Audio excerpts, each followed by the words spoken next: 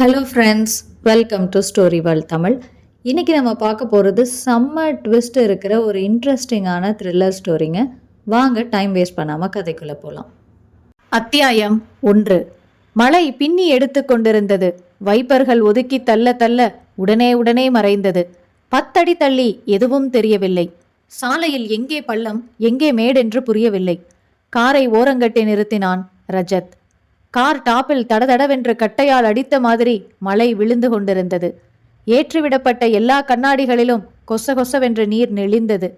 ஹெட்லைட்டை அணைத்ததும் பிரபஞ்சமே இருட்டாயிற்று.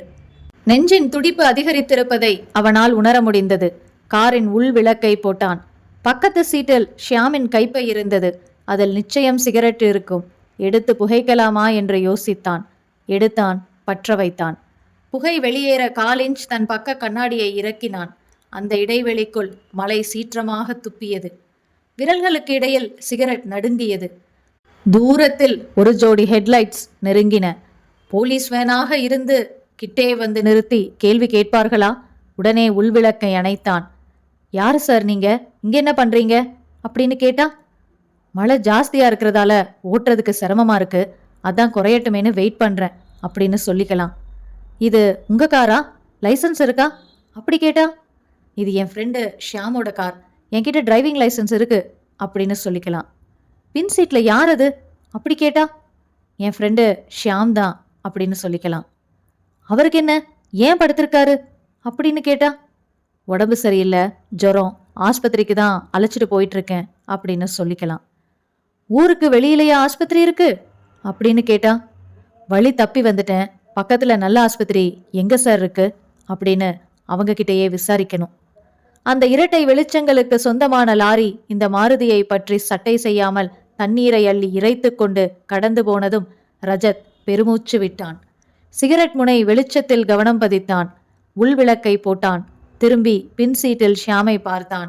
உடனே கழுத்தை திருப்பிக் கொண்டு விளக்கை அணைத்து விட்டான். அவன் நரம்பெல்லாம் சிலிர்ப்பு ஓடி அடங்கியது. ஷியாம், 7-8 வருடங்களுக்கு முன்பு நீயும் நானும் பழகிய நாட்கள். தொண்டைக்குழி அதிர எப்படி சிரிப்பாய்!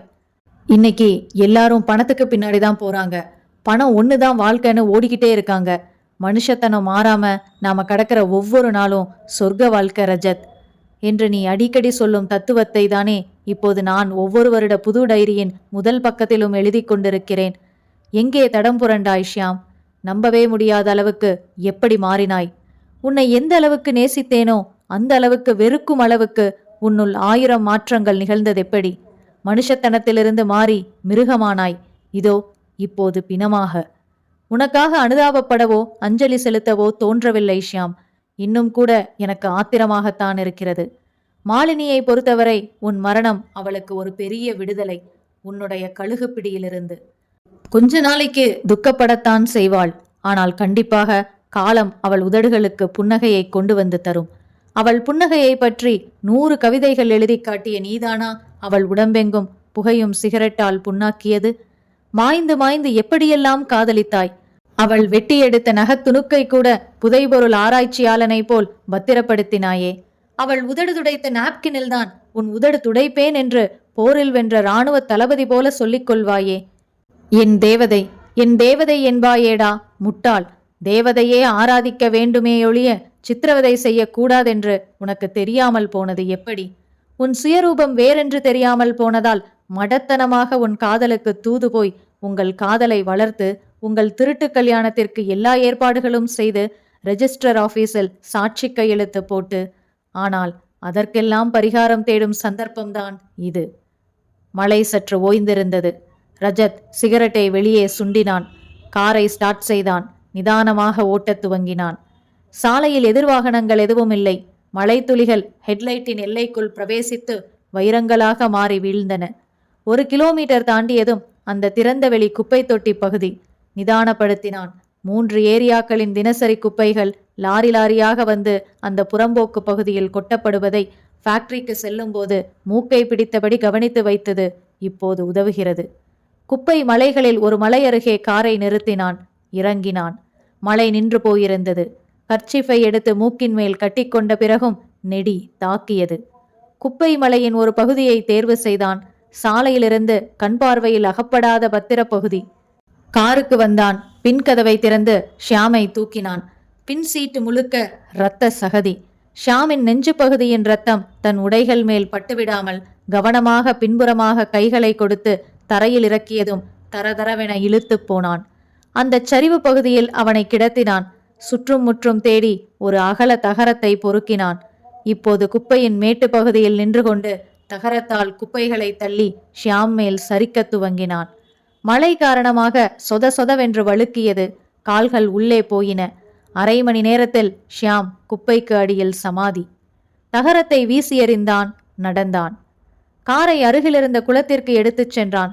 காரில் இருந்த பெட்ரோல் கேனில் தண்ணீர் நிரப்பி எடுத்து ஊற்றி காரின் பின் சீட்டை ஒரு இரத்தப் புள்ளி கூட இல்லாமல் கழுவ நிறைய நேரம் பிடித்தது.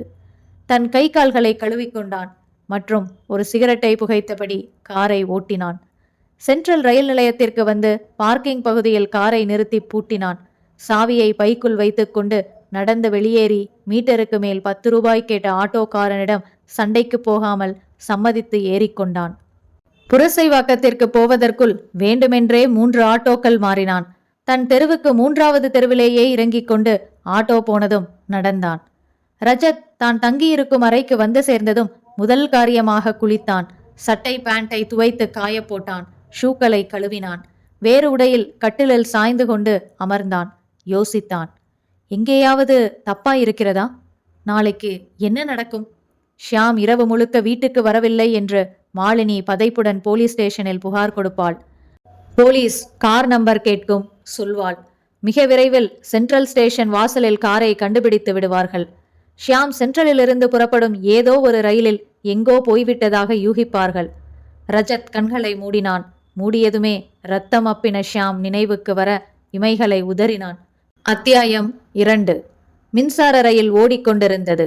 கதவருகில் கம்பி பிடித்து நின்று மாலை காற்றை முகத்தில் வாங்கிக் கொண்டிருந்தான் ரஜித். சற்று தள்ளி உட்கார்ந்திருந்த மதுமிதாவையே பார்த்து கொண்டிருந்தான். அவள் கையில் கடலை பொட்டலம் இருக்க இவன் இங்கிருந்தே காட்டினான். அவள் ஒரு விரலை மடக்கி காட்டிவிட்டு தன் வாயில் போட்டுக்கொண்டாள். அவள் முகத்தின் குறுக்கே காற்றில் வந்து விழுந்த கூந்தல் சுருளை அவள் சரி செய்துவிடக் கூடாதே என்று பதைத்தான். மதுமிதாவோ இயல்பாக அதை சரி செய்து கொள்ள ச்ச போ என்று முன்னெற்றியில் தட்டி அபிநயித்தான்.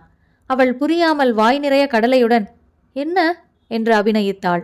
ஒன்றுமில்லை என இவன் தலையசைக்க மதுமிதா நின்று கொண்டிருந்த ஒரு பெண்ணுக்கு தன் இடத்தை தர்மம் செய்துவிட்டு நின்று கொண்டிருந்தவர்கள் நடுவில் நீந்தி இவனிடம் வந்தாள். என்ன சொன்னீங்க ரஜத்? இதை கேட்கறதுக்கா நீ இத்தனை பேருக்கு ஒத்தடம் கொடுத்துட்டு வரணும்? ஒத்தடமா? பின்ன கொடுத்து வச்சிருக்க வேண்டாமா? ரஜத் கையில் மிச்ச கடலைகளை கொட்டி காகிதத்தை பறக்க விட்டாள். அது அடுத்த ஜன்னல் வழியாக உள்ளே வந்து ஒரு தாத்தா முகத்தில் படிய சாரி என்று வழிந்தாள். இப்படி ஏதாச்சும் செஞ்சுக்கிட்டே இரு மது. ஏன்? உன் முகத்துல மாறி மாறி வர்ற ஒவ்வொரு எக்ஸ்பிரஷனையும் ரசிக்கிறதுக்கு தான். சரி, முதல்ல என்ன சொன்னீங்க? காத்துல உன் முகத்துல ஹேர் வந்து விழுந்துச்சு. அப்படி பார்க்கறப்ப பொயட்டிக்கா இருந்துச்சு. அடுத்த செகண்டே நீ சரி செஞ்சு தொலைச்சிட்ட. அதான் சேன்னு அழுத்துக்கிட்டேன். இப்ப அதே மாதிரி எடுத்து விட்டு காட்டட்டுமா? நீயா செஞ்சா நல்லா இருக்காது. அது தானா அமையணும். பாலைவனத்துல விழுற மணல் வரிகள் மாதிரி. அதை யாராச்சும் ஆர்ட் டைரக்டர் வச்சு செய்ய முடியுமா? இப்படி கவிதையா பேசியே என்னை வீழ்த்தியாச்சு. காதல் என்ன யுத்தமா? பல பேருக்கு அப்படிதானே இருக்கு. தப்பு. காதலிச்சு கல்யாணம் பண்ணிக்கிறது தான் சிலருக்கு யுத்தம். காதல் itself is not a war. பின்ன காதல்னா என்ன? அது பிளைண்ட் மேன்ஸ் டச். உணரத்தான் முடியும். ஜூனியர் விகடன்ல 100 பேர் எழுதினாலும் அனுபவிக்காதவங்களாலே கண்டிப்பா புரிஞ்சுக்க முடியாது. We are lucky.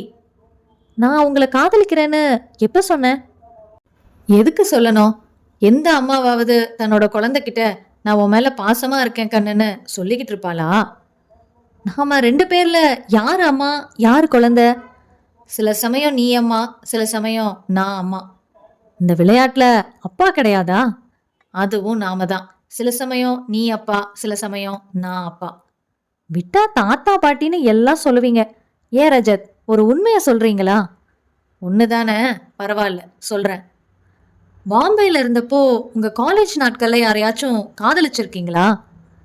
பொறாம தான் பட்டிருக்கேன். என் ஃப்ரெண்ட்ஸ் செட்ல ஆல்மோஸ்ட் எல்லாருக்கும் காதலி உண்டு. காதலிக்க ஆரம்பிச்சதுமே பைக் வாங்கிடுவானுங்க. நான் மட்டும் கடைசி வரைக்கும் எலக்ட்ரிக் ட்ரெயின் தான். இப்பதான் பைக் வாங்கிட்டீங்களே, வாங்கி என்ன பிரயோஜனம்? நீ உட்கார மாட்டேன்னு அடம் பிடிக்கிறியே. என் ஃபேமிலியில யாராச்சும் பார்த்துருவாங்களோன்னு தான் பயம். ஆட்டோ, ட்ரெயின் இதெல்லாம் அந்த பயம் இல்லைல்ல.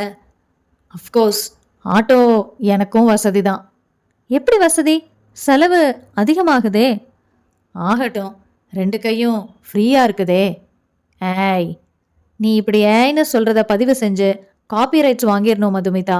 உள்ள இன்ச்சு இன்ச்சா கலக்குது. இதுக்கு ஒரு ஏய் சொல்லுவியா? நோ, இது சுமார் தான். சரி, காலேஜ் டேஸில் சைட்டாவது அடிச்சிருக்கீங்களா? அது இல்லைன்னா சோறு இறங்குமா? ஈவினிங் காலேஜ் முடிஞ்சதும் வீட்டுக்கு வந்து ட்ரெஸ் மாற்றிட்டு வெளியில் போகிறது வேற எதுக்காக? ஒருத்தி கூட உங்கள் மூஞ்சியை ரசிக்கலையா? பாம்பே கேர்ள்ஸ் உன்ன மாதிரி இழிச்ச வாய்ங்களா? மினிமம் டொயோட்டா கார் இருந்தால் தான் லுக்கே விடுவாங்க. டொயோட்டா காருன்னு சொன்னதும் எனக்கு என் ஃப்ரெண்டு ஷியாம் ஞாபகம் வருது. அவர்கிட்ட அந்த கார் இருந்துச்சா? இருக்கிறதா நடிச்சான். நடிச்சாரா? ஆமாம், அதுவும் காதலுக்காக தான். மாலினின்னு ஒரு பொண்ணு, ரொம்ப அழகா இருப்பா, பணக்கார வீட்டு பொண்ணு. அவளை காதலிச்சே ஆகிறதுன்னு இவன் சபதம். அதுக்காக தன்னோட ஃப்ரெண்டோட டொயோட்டோ காரை இவன் 1 வாரம் மட்டும் வச்சுக்கிட்டு சுற்றி அவளை பிடிச்சிட்டான். அவங்க 2 பேர் காதலும் டெவலப் ஆகிறதுக்கு நான் நிறையா ஹெல்ப் பண்ணேன். ஒரு ஃப்ராடுக்கு உதவின நீங்களும் ஃப்ராடு பண்ணதா தான் அர்த்தம். ஒரு நல்ல காரியத்துக்கு பொய் சொல்லலாம்னு 2000 வருஷத்துக்கு முந்தையே பர்மிஷன் கொடுத்துருக்காரே வள்ளுவர். ஒரு பொண்ணை ஏமாத்துறது நல்ல காரியமா? காதல் நல்ல காரியம் இல்லையா? சரி, அப்புறம் என்னாச்சு? உண்மை தெரிஞ்சு அவ கோபப்பட்டாளா? அதான் இல்லை. அவளுக்கு முதல்லையே தெரியுமா இவன் நடிக்கிறதையெல்லாம் நம்புற மாதிரி அவளும் நடிச்சுக்கிட்டு இருந்தாளாம். இது சூப்பர் ஃப்ராடா இருக்கே. அவங்க அப்பா பிரஸ்டீஜ் பார்க்குறவர், பெரிய லட்சாதிபதி. இவங்க கல்யாணத்துக்கு கண்டிப்பாக சம்மதிக்க மாட்டார்னு தெரிஞ்சுது. அதனால நானும் சில ஃப்ரெண்ட்ஸும் சேர்ந்து இவங்க 2 பேருக்கும் திருட்டு கல்யாணம் செஞ்சு வச்சோம். இதெல்லாம் செஞ்சுருக்கீங்களா? படாவா. சாட்சி கையெழுத்து கூட போட்டேன். சரி, இப்போ அவங்க 2 பேரும் எங்கே இருக்காங்க? எப்படி இருக்காங்க? ரஜத் அமைதியானான். வெளியே பார்த்தான். ஏன் அமைதியாயிட்டீங்க ரஜத்? இந்த கேள்விக்கு பதில் சொல்றதுக்கு வெக்கமா இருக்கு மதுமிதா. வெக்கமா இருக்கா? அவங்க இப்போ எங்கே இருக்காங்க, என்ன பண்ணுறாங்கன்னு எனக்கு தெரியாது. என்னங்க இது, இவ்வளோ தூரம் பழகின ஃப்ரெண்டுன்னு சொல்கிறீங்க? அதான் வாழ்க்கை. படிப்பு முடிஞ்சு வேலை தேடி நான் சென்னைக்கு வந்துட்டேன். ஷியாமும் மாலினியும் கல்கத்தாவுக்கு போனது தெரியும். கல்கத்தாலேருந்து 2-3 தபாலும் எழுதினாங்க. அப்புறம் நான் அனுப்பிச்ச லெட்டர் எல்லாம் திரும்பி வந்துருச்சு. எங்கே போனாங்க, மாலினியோட அப்பா சமாதானம் ஆனாரா இல்லையா, எதுவும் தெரியாது. என்னோட வேற ஃப்ரெண்ட்ஸை சந்திக்கிறப்பெல்லாம் விசாரிப்பேன், அவங்களுக்கும் தெரியல. இதை சொல்லும்போது ரஜத்துக்கு கண்கள் கசிந்தன. வெளியே பார்த்தான். ரயிலுக்கு இணையாக சாலையில் வாகனங்கள் ஓடிக்கொண்டிருந்தன. திடீரென்று பிரகாசமான ரஜத், மதுமிதா, அதோ அதோ அந்த வெள்ள மாருதியில மாலினி போறா. My goodness! கிட்டத்தட்ட கத்திவிட்டான். எங்க எங்க? பரபரத்தாள் மாலினி. ரஜத் சுட்டிக்காட்டிய அந்த கார் பார்வையை விட்டு மறைந்து விட்டது. நல்லா பாத்தீங்களா ரஜத்? நல்லா பார்த்தேன் மது, அது மாலினி தான். அப்போ காரை ஓட்டுனது ஷியாமா தான் இருக்கணும். ச்சே, என்னால் நம்பவே முடியலமா. மை காட், அப்போ அவங்க சென்னையில் தான் இருக்காங்களா? சத்தியமா எனக்கு சிலிர்க்குது மதுமிதா. சரி, கார் நம்பரை நோட் பண்ணீங்களா? இல்லையே, எனக்கு தோணலையே. 2 செகண்ட் கூட இருக்காதே, அதுக்குள்ள வண்டி கிராஸ் ஆயிருச்சு. அவங்க எங்க இருக்காங்கன்னு எப்படியாச்சும் கண்டுபிடிக்கணும் மது. ரஜத் தலையை எக்கி சாலையில் நெடுந்தூரம் பார்த்தான். கார்கள், கார்கள், கார்கள். எந்த வெள்ளை மாருதி? அத்தியாயம் 3. எந்த வெள்ளை மாருதி? அடுத்த கொஞ்ச நாட்களுக்கு ரஜத்திற்கு இந்த கேள்வியின் குடைச்சல் அகலவே இல்லை. எங்கே போனாலும் சாலையில் போகிற ஓரமாக நிறுத்தி வைக்கப்பட்டிருக்கிற வெள்ளை மாருதிகளை எல்லாம் உன்னிப்பாக பார்க்க ஆரம்பித்தான். தான் பார்த்தது மாலினியைத்தானா என்று சந்தேகமே வர ஆரம்பித்து விட்டது. அன்றைக்கு மதுமிதாவும் அவனும் ஒரு பரிசு பொருள் வாங்கி கொண்டு ஸ்பென்சர்ஸ் ஓப்பன் லிஃப்டில் கீழே இறங்கிக் கொண்டிருக்கும் போது கீழே ஒரு கடையின் வாசலில் வெளிப்பட்டு நடந்த மாலினியை பார்த்து விட்டான். மதுமிதா, அதோ கீழே வெள்ளை கலர் காட்டன் சேலையில போறாங்க பாரு, அதான் மாலினி. ஐயோ, இந்த லிஃப்ட் இன்னும் சீக்கிரமா கீழே இறங்க கூடாதா? நீ அவங்கள பார்வையில இருந்து தப்ப விட்டுறாத. லிஃப்ட் கீழே இறங்கி வந்து வெளிப்பட்டு தேடினால் மாலினியை காணவில்லை. வெளியே ஓடிப்போய் தேடி காத்திருந்த 2 வெள்ளை மாருதிகளை கண்காணித்தார்கள். இந்த 2 கார்ல ஒன்னு மாலினியோட தான் இருக்கலாம். எப்படியும் வண்டிக்கு வந்துதானே ஆகணும், வெயிட் பண்ணலாம். அந்த வண்டிகளுக்கு வேறு யார் யாரோ வந்து புறப்பட்டு போய்விட சிரித்த மதுமிதா, உங்களை பார்த்தா பாவமா இருக்கு ரஜத் என்றாள். என்னோட தவிப்பு உனக்கு கிண்டலா இருக்கா? இதே தவிப்பு உங்க ஃப்ரெண்டுக்கு இருக்கிற மாதிரி தெரியலையே. உங்க அட்ரஸ் அவங்க கிட்ட இருக்குல்ல, காண்டாக்ட் பண்ணியிருக்கலாமே. என் அட்ரஸை மிஸ் பண்ணியிருக்கலாம். ஏதாச்சும் ஒரு நல்ல ஐடியா கூட ப்ளீஸ். ஒரு ஐடியா இருக்கு, ஆனா காஸ்ட்லி. என்ன? என்னோட ஃப்ரெண்டு ஷியாமுங்கிற முட்டாளே கீழ்கண்ட விலாசத்துல உடனே என்னை தொடர்பு கொள் அப்படின்னு தினத்தந்தியில முழு பக்க விளம்பரம் தரலாம். உன்னை உதைக்கலாமான்னு யோசிக்கிறேன். இன்னொரு பிரைட்டான ஐடியா, இதுல உங்களுக்கு அதிர்ஷ்டம் இருந்தா ஒர்க் அவுட் ஆகும். என்ன அது? அந்த மாலினி ஒரு கடையில இருந்து வெளியில வந்ததை பார்த்தோம்ல, அவங்க அந்த கடையோட ரெகுலர் கஸ்டமரா இருந்தா உங்களுக்கு அட்ரஸ் கிடைக்கலாம். நாட் அ பேட் ஐடியா, வா விசாரிக்கலாம். அந்த கடைக்கு வந்தார்கள். எக்ஸ்கியூஸ் மீ சார், இப்போ கொஞ்சம் முன்னாடி உங்கள் கடைக்கு வெள்ளை கலர் காட்டன் சேலை கட்டின ஃபேர் லேடி ஒருத்தங்க வந்துட்டு போனாங்கல்ல? ஆமாம், அவங்க பேர் மாலினி, எனக்கு தெரிஞ்சவங்க. அவங்க அட்ரஸ் வேணும், உங்களுக்கு தெரியுமா? இப்போ அவங்க ஒரு மெட்டல் ஸ்டாண்டு விசாரிச்சாங்க, அது ஸ்டாக் இல்லை. ஸ்டாக் வந்ததும் தெரியப்படுத்த சொல்லி ஃபோன் நம்பர் மட்டும் கொடுத்துருக்காங்க. அது போதுமே, ப்ளீஸ் கொடுங்க என்றான் உற்சாகமாக. எழுதி வாங்கி கொண்ட அந்த ஃபோன் நம்பருடன் அருகில் உள்ள பூத்திற்கு வந்ததும், ஒரு நிமிஷம் ரஜத், இப்பதான் அவங்க புறப்பட்டாங்க, அவங்க வீட்டுக்கு போய் சேர டைம் ஆகும் என்றாள். கரெக்ட், ஆனா வீட்டில் அந்த ஷியாம் ராஸ்கல் இருப்பானே, அவனை கூப்பிட்டு திட்டலாம்ல என்றான். சரி, திட்டுங்க. ரொம்ப நேரம் மணி அடித்த பிறகு எடுக்கப்பட்டது. ஹலோ, மிஸ்டர் ஷியாம் வீடு தானே அது? ஆமாம் என்றது பெண் குரல். நான் அவரோட ஃப்ரெண்டு, என் பேரு ரஜத். இருக்காரா? இருக்காரு, தூங்கிட்டு இருக்காரு. ரஜத் தன் வாட்சை பார்த்தான். மணி 6:30. இந்த நேரத்தில் தூங்குவதாவது? நீங்க யார் பேசுறது? வேலை பார்க்குற பொண்ணு பேசுறேன். மாலினி மேடம் வீடு தானே அது? ஆமா, அம்மா வெளியில போயிருக்காங்க. நான் ஷாமோட நெருக்கமான ஃப்ரெண்டுமா. பாம்பேல நானும் அவரும் ஒன்னா காலேஜில் படித்தோம். ரொம்ப அசந்து தூங்குறாரா? கொஞ்சம் எழுப்புங்களேன். பரவாயில்ல, ரொம்ப வருஷம் கழிச்சு பேசுகிறேன். அது வந்துங்க சார், பேசுகிற நிலைமையில இல்லை. நீங்கள் அப்புறமா அம்மா கிட்ட பேசிக்கிங்க, வச்சிடுறேன். ரஜத்திற்கு குழப்பமாய் இருந்தது. பேசிய விவரம் சொன்னதும், என்ன அர்த்தம் அதுக்கு என்றாள் மதுமிதா. தெரியலையே, நாம் எதுவும் யூகிக்க வேண்டாம். 2 மணி நேரம் கழிச்சு நான் என் ரூமுக்கு பக்கத்துல இருந்து கூப்பிட்டு மாலினி கிட்ட பேசுறேன். இப்ப நம்ம மூட கெடுத்துக்க வேண்டாம், வா ரெஸ்டாரண்ட் போலாம். ரஜத் வலிய உற்சாகத்தை வரவழைத்து கொண்டாலும் அவன் முகம் சுரத்திழந்தது. பேசுகிற நிலையில் இல்லை என்றால் என்ன அர்த்தம்? உடல்நிலை எதுவும் சரியில்லையா? ஏதாவது விபத்து ஏற்பட்டு பேசும் சக்தி இழந்து? சச்ச, அப்படியெல்லாம் நினைக்காதே மனமே. அத்தியாயம் 4. கார்கள் ஒன்றையொன்று துரத்தின. அந்த டெலிபோன் பூத்திற்குள் நுழைந்தான் ரஜத். மணி 9:30. நிச்சயம் மாலினி வீட்டிற்கு வந்திருப்பாள். ஹலோ, மிஸ்டர் ஷியாம் வீடு தானே? ஆமா, மாலினியின் குரலேதான். மாலினி, நான் ரஜத் பேசுறேன். ஹலோ ரஜத், எப்படி இருக்கீங்க? உங்க அட்ரஸை தொலைச்சிட்டு நான் தவிச்சுக்கிட்டு இருந்தேன். வேலைக்காரி சொன்னா உங்க நம்பரை கேட்டுக்கலன்னு சொன்னதுக்கு எனக்கு கோபம் வந்து சத்தம் போட்டுட்டேன். ஆமா, எப்படி நம்பரை கண்டுபிடிச்சீங்க? ஈவினிங் ஸ்பென்சர் பிளாசால நீங்க ஷாப்பிங் வந்திருந்தீங்களா?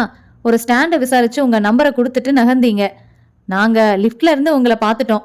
குரல் கொடுத்தாலும் கேட்காது. இறங்கி வந்து பார்த்தா உங்களை பிடிக்க முடியல. அந்த கடையில விசாரிச்சு நம்பரை வாங்கினோம். வாங்கினோமா? மேரேஜ் ஆயிடுச்சா உங்களுக்கு?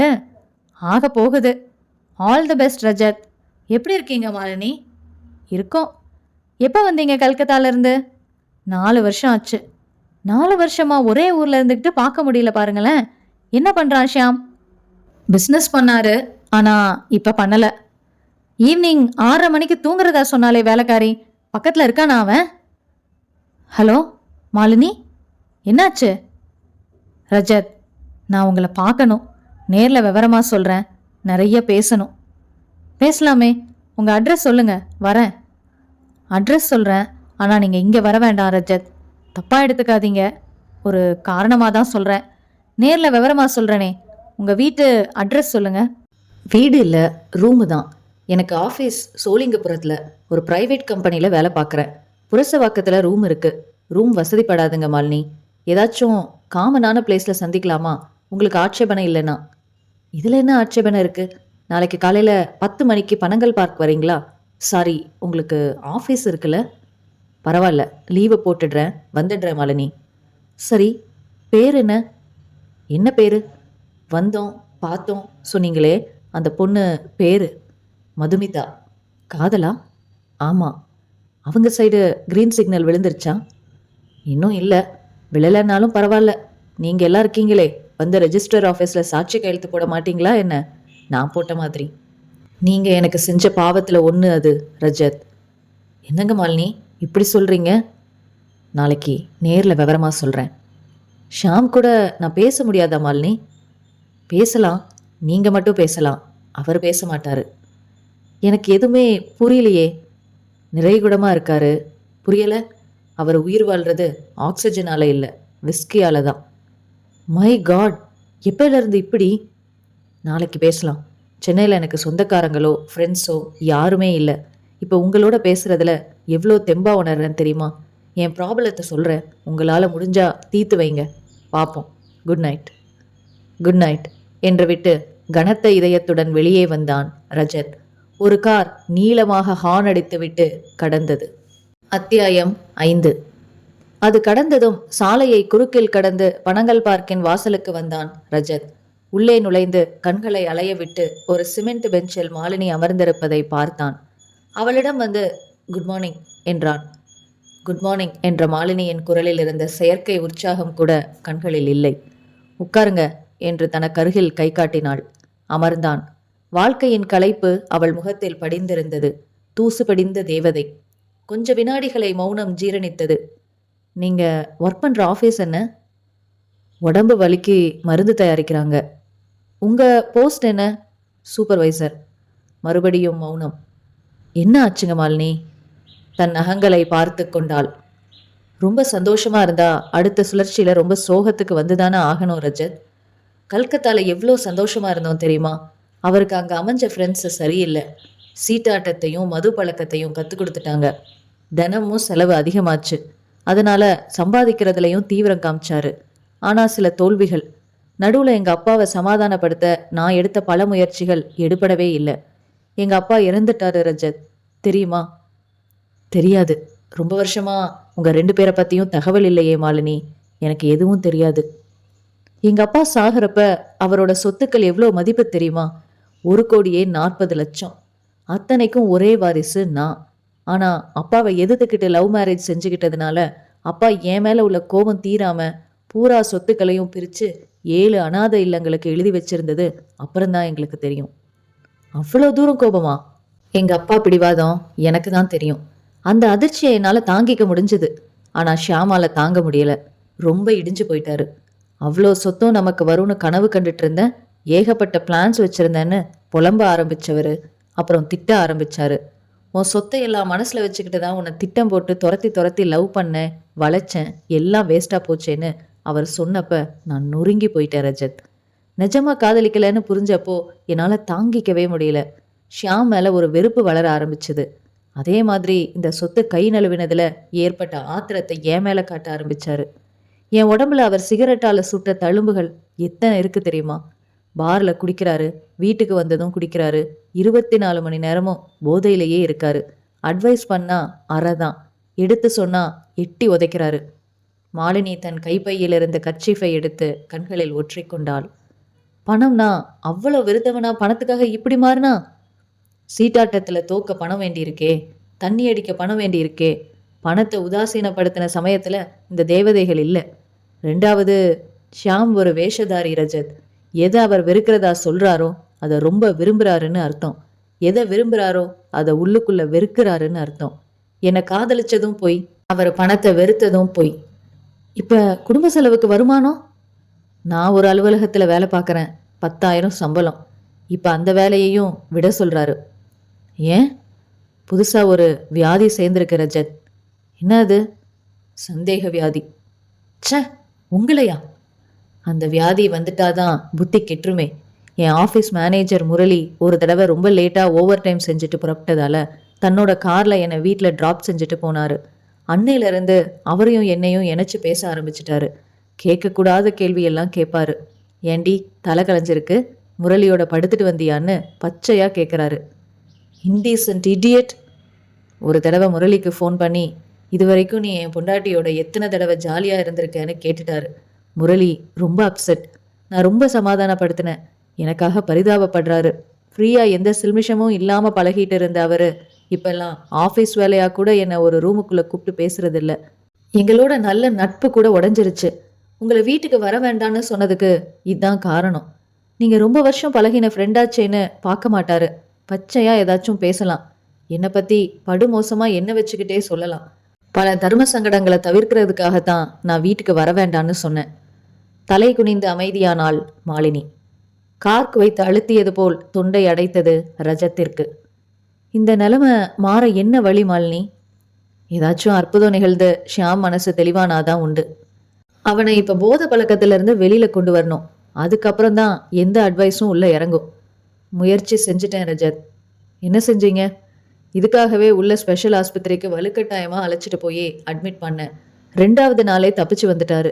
ஜன்னல் கண்ணாடியை உடைச்சு கையில் எடுத்துக்கிட்டு, இன்னொரு தடவை என் இஷ்டத்துக்கு விரோதமாக ஏதாச்சும் செஞ்சா உன்னையும் குத்திட்டு என்னையும் குத்திக்குவேன்னு சொல்கிறாரு. ஒவ்வொரு சமயம் அவரோட பார்வையை பார்த்தா பயமாக இருக்கு ரஜத். எந்த சமயமும் எனக்கு எதுவும் நடக்கலான்னு ஒரு திக்குன்னு நெஞ்சில் அடிக்குது. ஒரு ராத்திரி கூட நான் இப்பெல்லாம் நிம்மதியாக தூங்குறதில்ல. இதுக்கு ஒரு முடிவு கட்டி ஆகணுங்க. நடந்துட்டு இருக்கிறது மகத்தான அநியாயம். நான் கொஞ்சி பார்த்து மிரட்டி பார்த்து அடாவடியாக நடவடிக்கை எடுத்து எல்லா விதமாகவும் முயற்சி செஞ்சு சேர்ந்துட்டேன். எனக்கு இந்த பிரச்சனையிலேருந்து விடுதலைனா அதுக்கு ஒரே வழி சாவு தான். மாலினி, ஆமாம், நான் செத்துட்டா அப்புறம் ஏது பிரச்சனை? என்ன பேச்சு இது? ஒரு எக்ஸ்ட்ரீம் நிலைமையில் இருக்கேன் ரஜத். எனக்காக நீங்கள் கவலைப்படலாம். ஆனால் என் மனசோட பாரத்தை பரிபூர்ணமாக உங்களால் உணர முடியாது. உண்மைதான். ஆனால் வாழ்க்கை வாழ்கிறதுக்கு தானே ஒழிய சாகிறதுக்கு இல்லைங்க மாலினி. கொஞ்சம் தைரியமாக இருங்க. ஷியாமை திருத்தி சரி செஞ்சிட முடியும்னு எனக்கு நம்பிக்கை இருக்குது. நான் பேசி பார்க்குறேனே. 10 பேர் முயற்சியில் திறக்காத ஒரு பூட்டு 11வது ஆளுக்கு எதிர்பாராத விதமாக திறந்துடலாம் இல்லையா? தாராளமாக பேசுங்க, முயற்சி பண்ணுங்க. இன்னும் 3 நாளில் எங்கள் வெட்டிங் டே வருது. அன்னைக்கு கொஞ்சம் நல்ல மூடில் இருப்பார். அப்போ வரீங்களா? சரி. நாம் இப்படி சந்திச்சு பேசினதை சொல்ல வேண்டாம். நிச்சயமா? தன் வாட்சை பார்த்து கொண்டாள் மாலினி. நான் அப்போ கிளம்பட்டுமா? மாலினி தைரியத்தையும் நம்பிக்கையும் மட்டும் எப்பவும் விட்டுறாதீங்க. தலையசைத்தாள் வெறுமையுடன். நடந்தாள். அவளையே பார்த்து கொண்டிருந்தான். அத்தியாயம் 6. இப்போது அவளையே பார்த்து கொண்டிருந்தான்.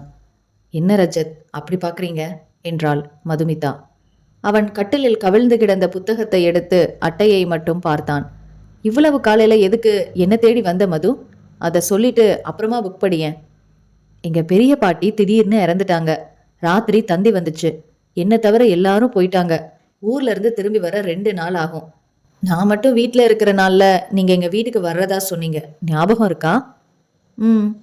என்ன இது? எவ்வளோ சுவாரஸ்யமான விஷயம் சொல்கிறேன்.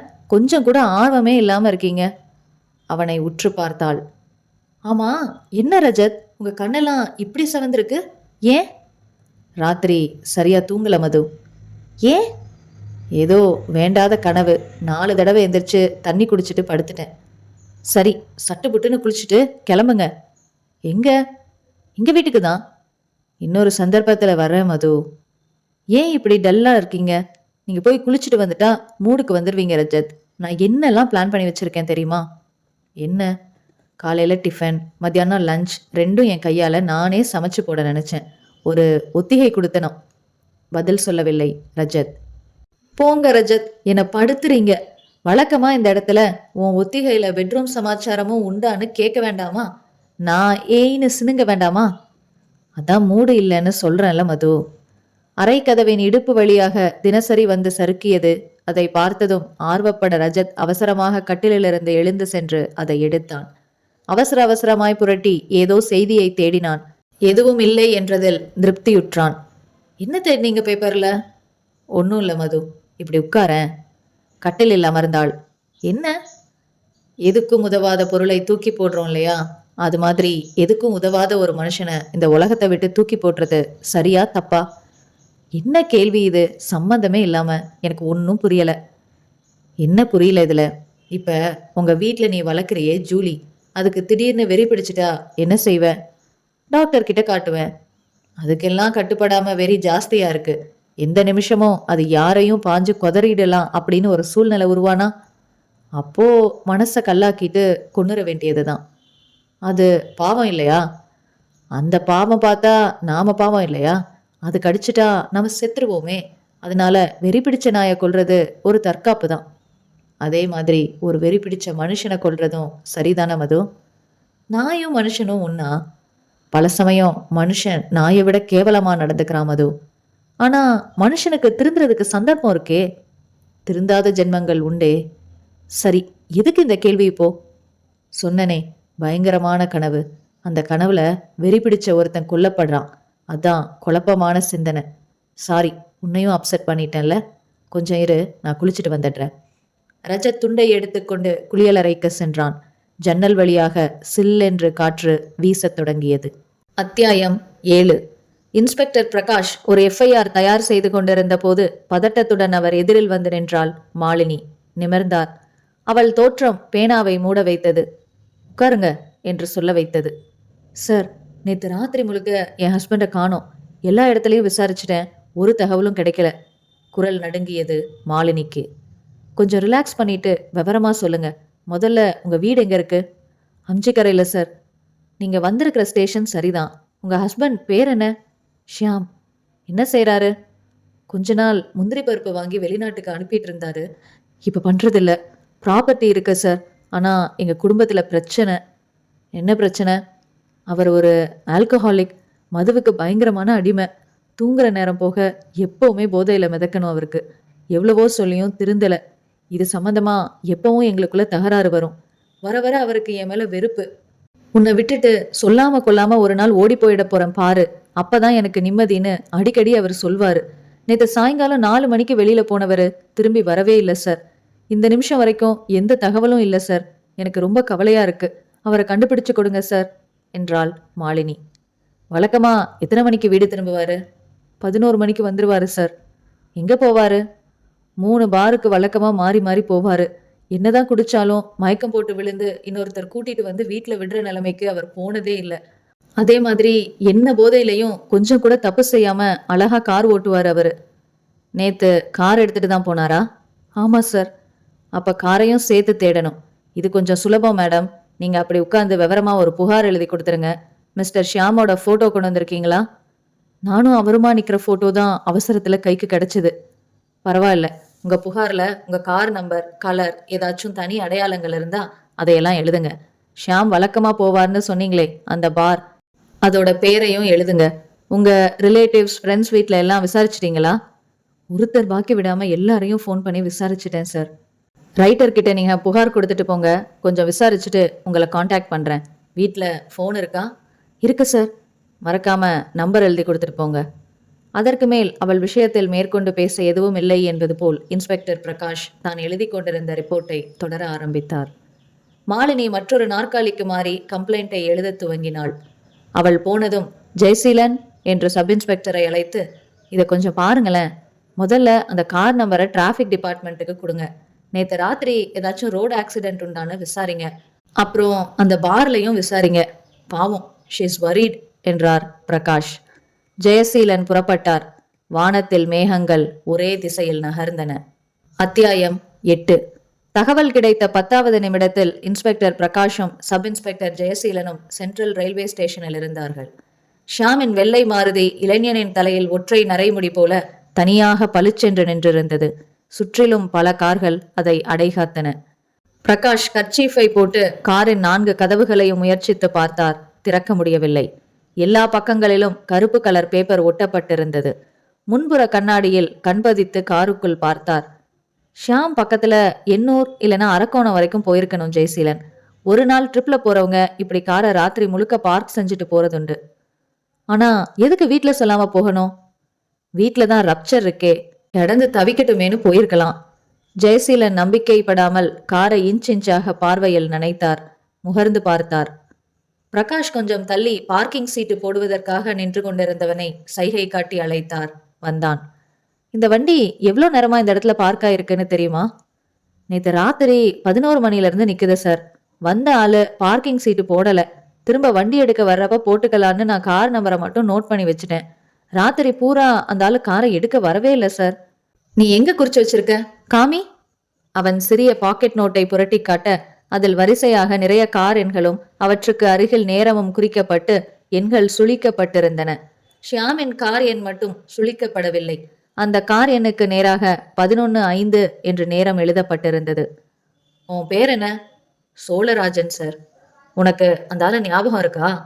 யாரு சார்? இந்த காரை விட்டுட்டு போனவனை கேட்குறேன். ஓரளவு ஞாபகம் இருக்கு, பார்த்தா சொல்லிடுவேன். கையில சூட்கேஸ் எதுவும் வச்சிருந்தாரா? இல்லை சார், சும்மா தான் இறங்கி போனாரு. யாரையோ வழி அனுப்ப போறாருன்னு நினைச்சேன். இறங்கி ஸ்டேஷனுக்குள்ள போனாரா? ஆமா சார். என்ன ட்ரெஸ் பண்ணியிருந்தாரு? பேண்ட் சட்டை தான். என்ன கலர் பேண்ட், என்ன கலர் சட்டைன்னு ஞாபகம் இருக்கா? பேண்ட்டு ஏதோ டார்க் கலர் சார், ஆனால் சட்டை சூப்பர் ஒயிட்டு, முழு கை சட்டை சார். நான் கூட என் பக்கத்தில் இருந்தவன் கிட்ட அங்கே பாடுறா மாப்பிள்ள ஒரு நிர்மா பார்ட்டி வருதுன்னு கமெண்ட் அடித்தேன் சார். வெள்ளை சட்டை போடுறவங்கள நிர்மா பார்ட்டின்னு விளையாட்டாக சொல்லிக்குவோம் சார். கருப்பு சட்டைக்கு அப்போ என்ன பேர்? கரண்ட்டு கட்டு பார்ட்டின்னு சொல்லுவோம். கரண்ட்டு கட்டானா இருட்டாயிரும்ல, அதனால. ஜெயசீலன் சட்டென்று தன் பேண்ட் பாக்கெட்டில் இருந்து ஷியாமும் மாலினியும் சேர்ந்திருக்கும் போட்டோவை எடுத்து மடக்கி, நேத்து ராத்திரி நீ பார்த்தது இவரையான்னு பார்த்து சொல்லு என்றார். அவன் வாங்கி பார்த்து உடனே சேச்ச என்றான். அப்படின்னா இந்த ஆளுக்கு இட்லி மாதிரி கண்ணம் எல்லாம் எப்படி உப்பி கிடக்குது? காரை விட்டுட்டு போனவன் வேற ஆளு சார். எனக்கு எப்படி அடையாளம் சொல்றதுன்னு தெரியல. ஆனா அது வேற ஆளு. இந்த போட்டோல இருக்கிறவன் இல்லை சார். காரை நிறுத்திவிட்டு எண்ணூர் போயிருக்கலாம் என்கிற தன் சுலபத் தியரி உதை வாங்கியதை இன்ஸ்பெக்டரால் ஜீரணிக்க முடியவில்லை. ஜெயசீலன் அவரிடம், ஆக கார் ஷியாமோடது, ஆனா அதை கொண்டாந்து இங்க விட்டுட்டு போனது ஷியாம் இல்லை. அப்போ வந்தது யாரு? எதுக்காக இங்க அனாதையா விட்டுட்டு போனான் என்றார். காரை திறந்து உள்ள பார்த்தா உங்க ஏதாவது ஒரு கேள்விக்கு பதில் கிடைக்கலாம் ஜெயசீலன். நான் அந்தம்மா மாலினிக்கு ஃபோன் பண்ணி காரோட டூப்ளிகேட் சாவியை உடனே இங்க அனுப்ப சொல்றேன். செய்யுங்க. ஜெயசீலன் ஃபோன் செய்தார். ஹலோ என்றாள் Malini. Miss Malini Shyam speaking sir. உங்க வெள்ளை மாருதி கார் கிடைச்சிருச்சு மேடம். அப்படியா? Very good. அவரு? மிஸ்டர் ஷியாம் பத்தி இன்னும் தகவல் கிடைக்கல. உங்க கார் நேற்று ராத்திரி 11 மணிலிருந்து சென்ட்ரல் ஸ்டேஷன் வெளியில நிறுத்தப்பட்டிருக்கு. சென்ட்ரல் ஸ்டேஷன்லையா? எஸ். அப்படின்னா என்ன அர்த்தம்? அவர் ரயில் ஏறி ஏதோ ஒரு வெளியூர் போயிருக்காரா என்ன? அப்படிதான் நாங்களும் யூகிச்சோம். ஆனா அதுலயும் ஒரு குழப்பம் இருக்கு. என்ன சார் குழப்பம்? நேத்து உங்க கணவர் ஷியாம் வீட்டை விட்டு வெளியே புறப்பட்டப்போ நீங்க பாத்தீங்களா? ஓ, பார்த்தனே. எத்தனை மணிக்கு புறப்பட்டாரு? ஈவினிங் ஒரு 5 மணி இருக்கும். அப்போ அவர் என்ன கலர் சட்டை போட்டிருந்தாரு? Brown colour shirt. முழுக்கை சட்டையா? இல்லை சார், அரைக்கை சட்டை. அவர் புறப்பட்டப்ப கூட யாராச்சும் நபர் இருந்தாரா? இல்லையே சார். ரைட்டு. எந்த நண்பரையாவது பார்க்க போறதா உங்ககிட்ட சொன்னாரா? அவர் எப்ப வீட்டை விட்டு வெளியில புறப்பட்டாலும் எங்க போறாருன்னு சொல்றதே இல்லை சார். நானா கேட்டாலும் திட்டுவாரு. அவசியம்னா நானே சொல்லுவேன்னு எரிஞ்சு விழுவாரு. ஓகே, உங்க காரோட டூப்ளிகேட் சாவி இருக்கா? தேடணும் சார். பீரோல இருக்கும்னு நினைக்கிறேன். காரோட கதவை திறந்து உள்ள பார்க்க வேண்டியிருக்கு மேடம். சாவி இல்லைன்னா லாக் சிஸ்டத்தை ரிப்பேர் செஞ்சு தான் திறக்க வேண்டியிருக்கும். நான் தேடி எடுத்து தரேன் சார். உங்களுக்கு டிரைவிங் தெரியுமா மேடம்? தெரியும் சார். அப்போ அந்த டூப்ளிகேட் சாவியை எடுத்துக்கிட்டு நீங்களே வாங்க. அவசியப்படலைன்னா உங்க காரை ஒப்படைச்சிடுறோம். நீங்க எடுத்துட்டு போயிடலாம் மேடம். சரி சார். லேட் பண்ணாம உடனே வாங்க. வைத்துவிட்டு மறுபடியும் கார் நின்ற இடத்திற்கே வந்தார் ஜெயசீலன். சற்று நேரத்தில் கார் சாவியோடு வந்து நின்றாள் மாலினி. சாவியை போட்டு காரின் கதவை திறந்தார்கள். உள்ளே பார்வையை அலைய விட்டார்கள். பின் சீட்டை தடவி பார்த்த ஜெயசீலன், ஈரமா இருக்கே என்றார். முதுகு சாய்மான பகுதியும் உட்காரும் பகுதியும் இணையும் இடுக்கில் ஒரு விரலை விட்டு எடுத்தார். அவர் விரல் நனைந்திருந்தது. நேத்து ராத்திரி மழை பெஞ்சதே ஜெயசீலன். கார் ஜன்னல் பக்க சீட்டு கொஞ்சம் கூட ஈரமா இல்லையே. அட ஆமா, ஒருவேளை முன்பக்க ஜன்னல் கண்ணாடிகளை முழுக்க ஏத்தி விட்டுருக்கலாம். பின்பக்க கண்ணாடிகள் முழுக்க மூடாம கொஞ்சம் இடைவெளி இருந்திருக்கலாம்.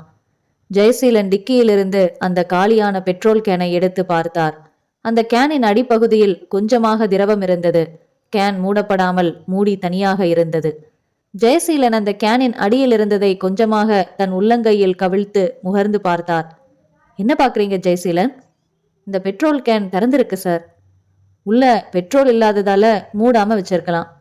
ஆனா உள்ள கொஞ்சமா தண்ணி இருக்கு சார். தண்ணியா? ஆமா சார், இது பாருங்க. ஏன் மேடம், அந்த கேன்ல தண்ணி தான் நிரப்பி வச்சிருப்பீங்களா?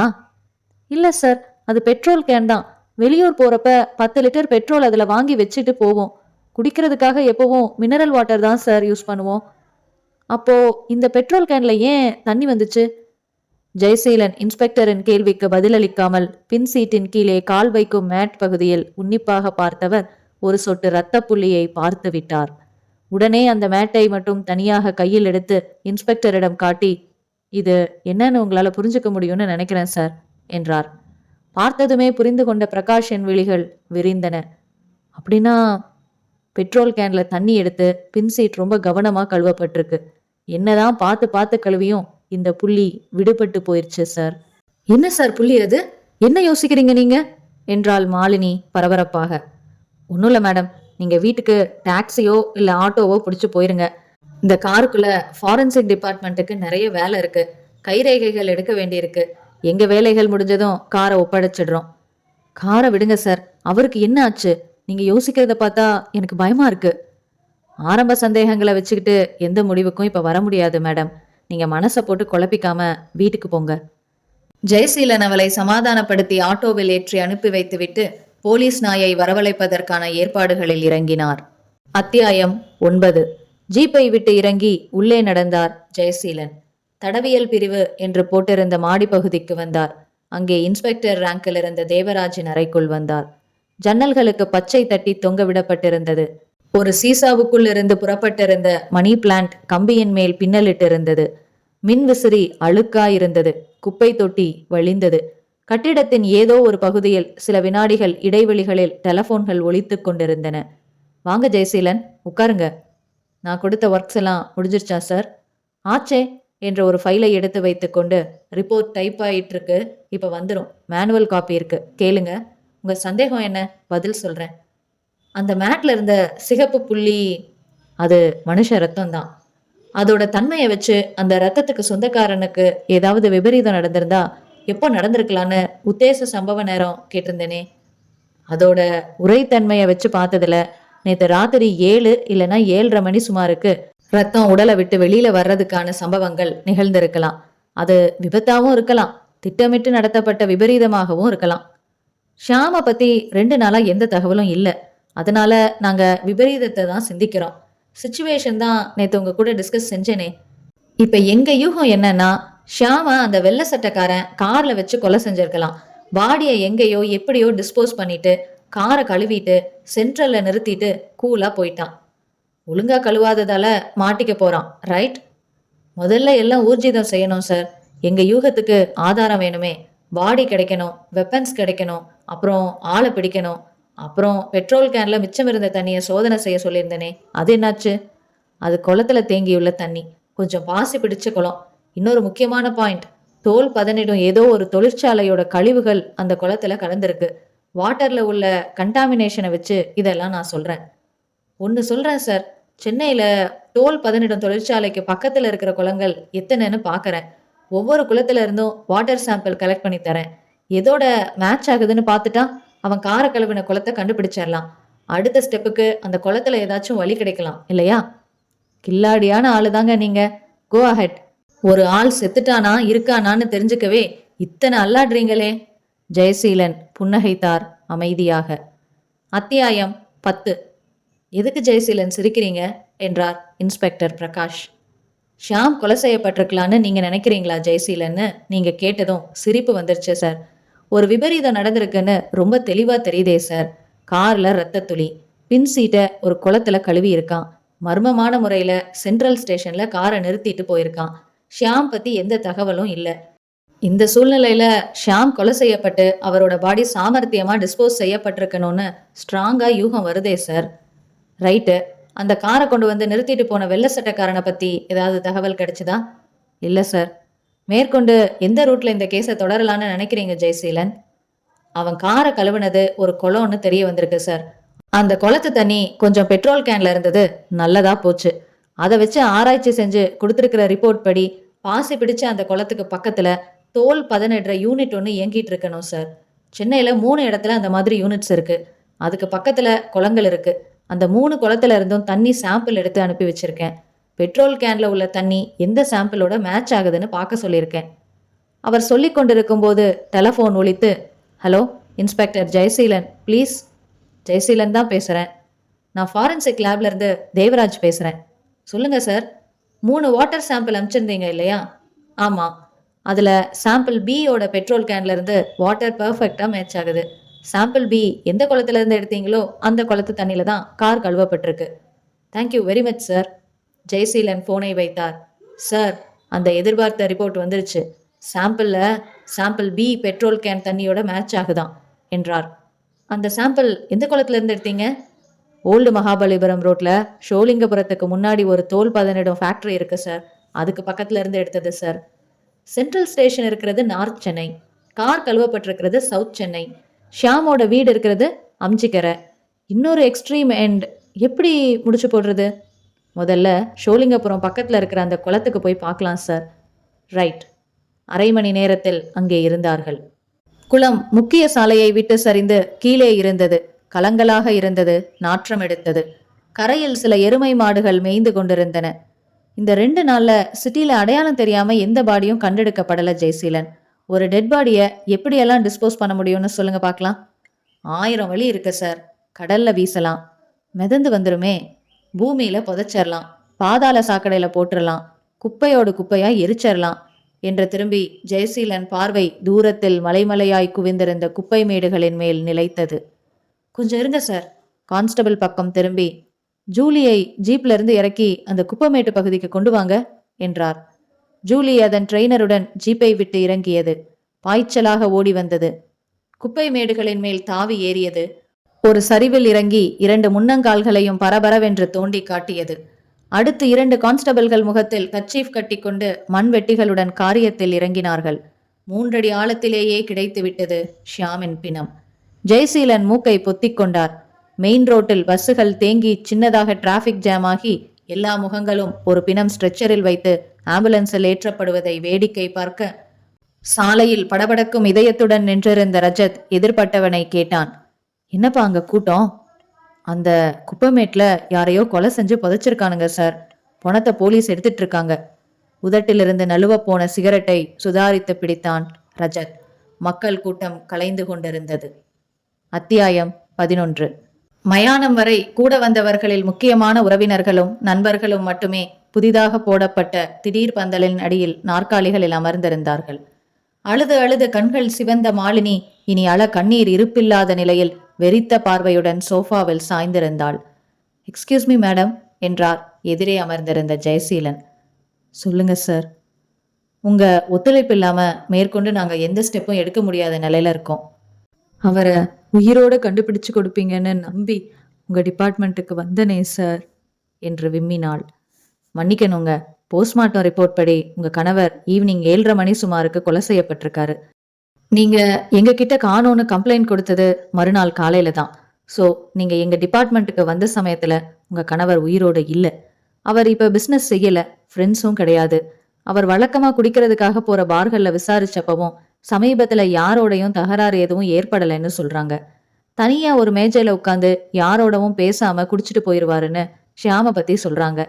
இந்த சூழ்நிலையில ஷியாமை யாரு கொலை செஞ்சிருக்கலான்னு உங்க யூகம் எங்களுக்கு ரொம்ப முக்கியம் மேடம். இப்ப கூட என் ஷியாமை யாரோ கொன்னுட்டாங்கங்கிறத என்னால நம்பவே முடியல சார். எனக்கு அவரோட குடிப்பழக்கம் ஒண்ணுதான் பிடிக்காது. அவரை காதலிச்சு கல்யாணம் செஞ்சுக்கிட்டவ சார் நான். எங்க அப்பாவை எதிர்த்துக்கிட்டு வீட்டை விட்டு வெளியில வந்து கல்யாணம் பண்ணிக்கிட்டவ. எனக்கு ஷியாமை தவிர வேற உலகமே தெரியாது. இனிமே நான் எப்படி வாழ போறேன்னே புரியல மேடம். இந்த கொலையை எந்த வகையில சேர்க்கறதுன்னு எனக்கும் புரியல. கைப்பற்றின ஷியாமோட பாடியில செயின், வாட்ச், மோதிரம் எல்லாம் அப்படியே இருந்துச்சு. அதனால நிச்சயமா பணத்துக்காக ஒரு திருட நடத்தின தாக்குதல் இல்லை. அது கொலை நிகழ்ந்தப்போ ஷியாம் பின் சீட்ல இருந்திருக்காரு. அப்படின்னா அவரை பின் சீட்ல வச்சு டிரைவ் பண்ணினவன் அறிமுகமான ஒரு ஆளாத்தான் இருக்கணும். கத்தியால குத்தி இருக்கான். 4 தடவை குத்தி இருக்கான். குத்தின கத்திய குளத்துல வீசி இருக்கான். அதை கைப்பற்றிட்டாங்க. ஏதோ ஒரு முன்விரோதத்துல ஒருத்தன் இந்த கொலையை செஞ்சிருக்கலாம். அப்ப கூட கொலையை மறைக்க எதுக்காக இத்தனை அபத்தமான முயற்சிகள்னு தான் புரியல. ஷியாம் கொலை செய்யப்பட்டது உடனே உலகத்துக்கு தெரிஞ்சிடக்கூடாதுன்னு அவன் நினைச்சிருக்கான். நல்லா யோசிச்சு பாருங்க. சமீபத்துல ஷியாமுக்கு எங்கேயாவது யாரோடையாவது தகராறு ஏற்பட்டுச்சா? தலையை குறுக்கில் அசைத்தாள் மாலினி. இல்லையே சார். அவர் நிதானத்துல இருந்தா தானே யார் கூடவும் சண்டை போடுவாரு. எப்பவும் இடைவிடாம தண்ணியில மிதக்கிறவரு சார் அவரு. ரைட். உங்களுக்கு சமீபத்துல யாராச்சும் அறிமுகம் ஆனாங்களா? இல்லை சார். சமீபத்துல உங்க கணவரோட நடவடிக்கைகளை பத்தி யாராச்சும் அக்கறையா விசாரிச்சாங்களா? மாலினியின் முகத்தில் ஒரு சின்ன ஒளி கீற்று. சார், ஷியாமோட பழைய ஃப்ரெண்டு ரஜத்தை சமீபத்துல சந்திச்சேன் சார். சச்ச, ஆனா அவர் ரொம்ப நல்லவர் சார், விடுங்க. நீங்க முதல்ல விவரத்தை சொல்லுங்க. அவர் மேல சந்தேகப்பட எதுவும் இல்லைன்னா லிஸ்ட்ல இருந்து நாங்களே விளக்கிடுறோம். யார் அது? ரஜத். பாம்பேல நான், ஷியாம், இந்த ரஜத் எல்லாரும் ஒரே காலேஜ்ல படிச்சவங்க சார். அப்போ எனக்கும் ஷியாமுக்கும் காதல் ஏற்பட்டப்ப எங்க காதல் வளர ரஜத் ரொம்ப ஹெல்ப் பண்ணியிருக்காரு. வீட்டை விட்டு ஓடி வந்து நாங்க திருட்டு கல்யாணம் செஞ்சுக்க அவர் தான் உதவியா இருந்தாரு. ரெஜிஸ்டர் ஆஃபீஸ்ல சாட்சி கையெழுத்து போட்ட 2 பேர்ல அவரும் ஒருத்தர். அவரு சென்னையில தான் இருக்காரா? ஆமா சார். ஆனா நடுவுல எங்களுக்குள்ள தொடர்பு இல்லை. சமீபத்துல தான் அவரா ஃபோன் பண்ணி பேசினாரு. அப்புறம் நாங்க சந்திச்சோம். இவ்வளோ நாள், அதாவது 4 வருஷமா இங்கேயே இருந்தோம் நாங்க பார்த்துக்கிட்டதே இல்லை. அவரை இடைவெளி விட்டு சந்திச்சப்போ என்ன பேசுனீங்க?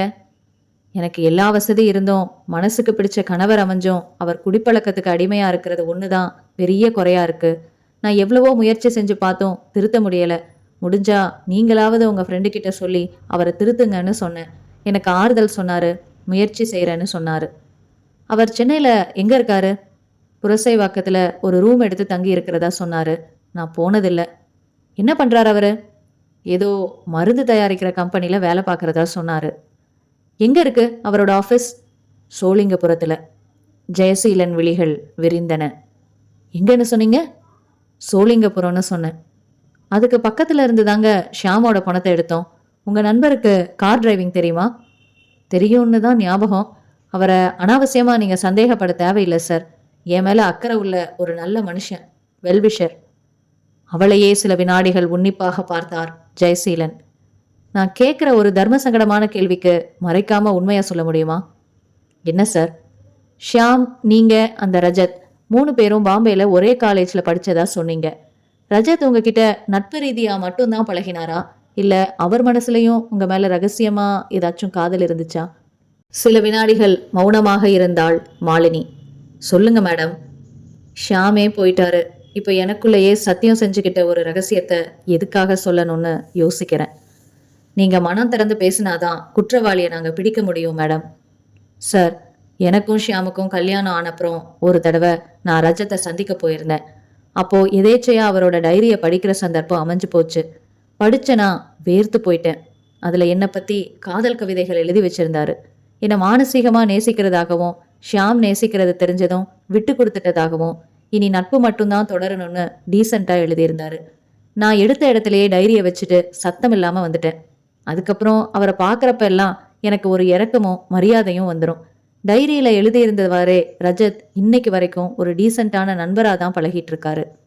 ஜெயசீலன் சிந்திக்க துவங்கினார். எனக்கு அந்த ரஜத்தோட விலாசம் வேணுமே. நீங்க கேட்டதால இவ்வளோ விரிவா சொன்னேன். என் கல்யாணத்துக்கு அவ்வளோ உதவியா இருந்த ஒரு நல்ல நண்பரை நீங்க சந்தேகப்பட்டு எதுவும் விசாரிக்க வேண்டாம். என் கணவரை கொலை செய்யறதால அவருக்கு எந்த லாபமும் இல்லை சார். மனுஷ மனம் ரொம்ப வித்தியாசமானதுங்க மாலினி. ஒரு அசாத்தியமான மோட்டிவ் என்னால் உருவாக்க முடியும். என்ன சொல்றீங்க? ரஜத் உங்களை ஆழமா நேசிச்சவர்.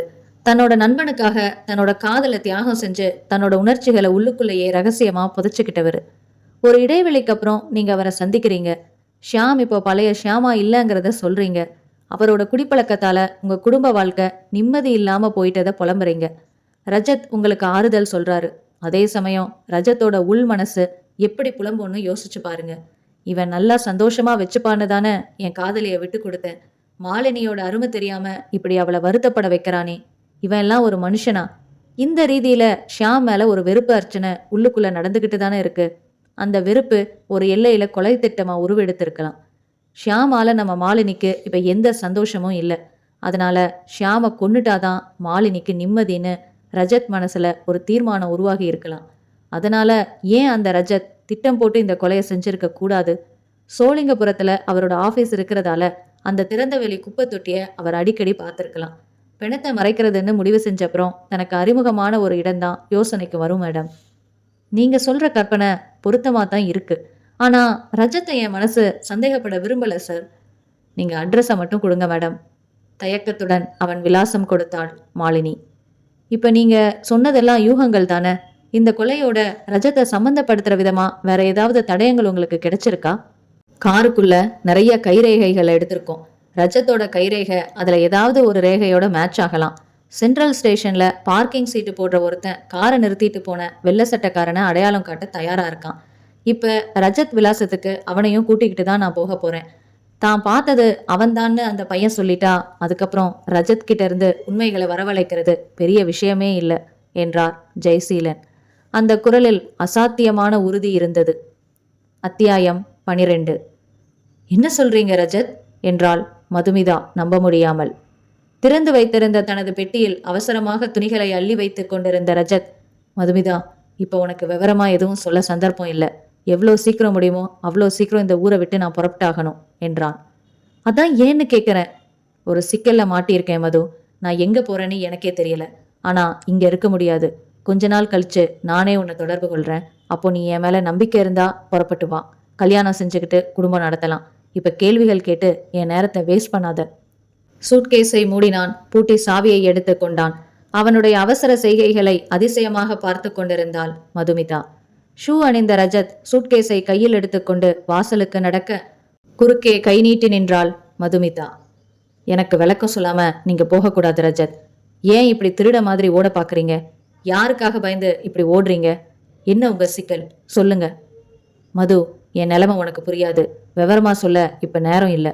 சட்டத்தோட பார்வையில நான் இப்ப ஒரு குற்றவாளி. போலீஸ் எந்த நேரத்திலையும் என்னை தேடி வந்து கைது செய்யலாம். புரிஞ்சுதா? போலீஸ் என்றதும் வெலவெலத்து போனாள் மதுமிதா. நீட்டிய அவள் கையை விலக்கிவிட்டு விடு விடுவென்ற அந்த அறையை விட்டு வெளியேறினான் ரஜத். சாலைக்கு வந்து ஆட்டோ என்று அழைத்தான். அவனுடைய அறையில் பிரம்மை தட்டி அப்படியே நின்று கொண்டிருந்த மதுமிதா தடதடவென்று ஊட்சொலிகள் கேட்டு திரும்பினாள். உள்ளே நுழைந்தார்கள் ஜெயசீலனும் சில கான்ஸ்டபிள்களும். ஹலோ, நீங்க யாரு? இந்த ரூம்ல இருக்கிற ரஜத் எங்க என்றார் ஜெயசீலன். அங்கே மேஜை மேல் இருந்த ரஜத்தின் போட்டோவை பார்த்துவிட்டு பார்க்கிங் சீட்டு போடு பையன், சார் இவன்தான் சார், வெள்ள மாருதியை கொண்டு வந்து நிறுத்திட்டு போன ஆளு இவனே தான் என்றான் உற்சாகமாக. மதுமிதாவின் அருகில் வந்த ஜெயசீலன், உங்களைத்தான் கேட்டேன், ரஜத் எங்க? என் பேரு மதுமிதா. எனக்கு ரஜத்தோட நெருக்கமான பழக்கம். I love him. நீங்க எதுக்காக ரஜத்தை தேடி வந்தீங்கன்னு முதல்ல சொல்லுங்க சார் என்றாள். ரஜத் தன்னோட நண்பன் ஷியாம கொலை செஞ்சிருக்காரு. அவரை கைது செய்யணும். My God!